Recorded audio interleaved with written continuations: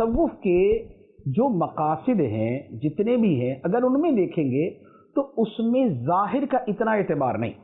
اچھا. امام جعفر صادق رضی اللہ تعالیٰ عنہ آپ نے ایک مرتبہ بڑا مہنگا لباس پہنا ہوا تھا, بڑا اعلیٰ قسم کا لباس.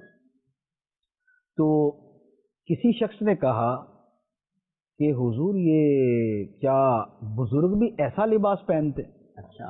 اتنا عالی شان مہنگا لباس. آپ نے اپنی آستین کو یوں کیا اور دکھایا نیچے کھردرا لباس پہنا ہوا تھا, بالکل پرانا ٹاٹ کا لباس. فرمایا یہ خالق کے لیے ہے, یہ خلق کے لیے. اللہ.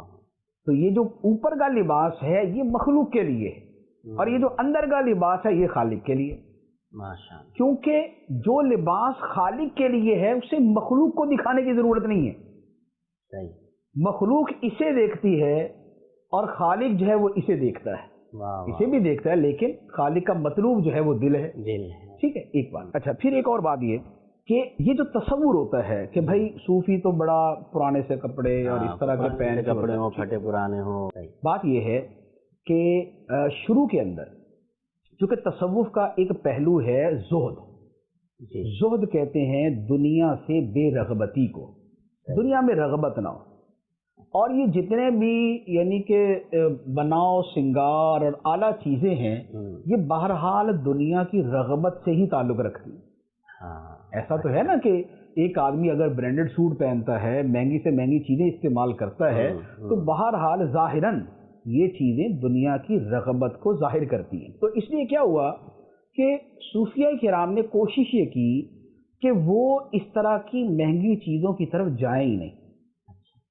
وہ سادہ پہنے, ہلکا پہنے, اور ہلکا پہننے کی وجہ سے یہ ہوگا کہ اس کے لیے اتنے پیسے کمانے کی بھی ضرورت نہیں ہوگی, اتنی مشقت اٹھانے کی بھی ضرورت نہیں ہوگی, پھر اس کی صفائی ستھرائی اور اس کی بناوٹ اور ان چیزوں پہ بھی وقت لگانے کی ضرورت نہیں ہوگی. تو انہوں نے سادہ لباس اختیار کیا. اسی وجہ سے لفظ جو ہے وہ ہے تصوف. تصوف کسے کہتے ہیں؟ تصوف لفظ بنا ہے صوف سے, صاد واو فا صوف. صوف جو ہے یہ کہتے ہیں اون کو.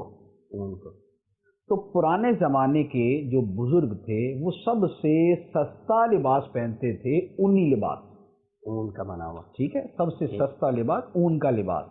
تو اسی سے وہ لفظ بن گیا صوفی. اب آج کے زمانے میں اون کا لباس الٹا ہو گیا کہ آپ لیدر کا اور اس طرح کی ایک بڑی فائن پروڈکٹ آپ استعمال کریں گے تو وہ ہلکا لباس نہیں ہوگا, وہ بہت ہی مہنگا ہو جائے گا.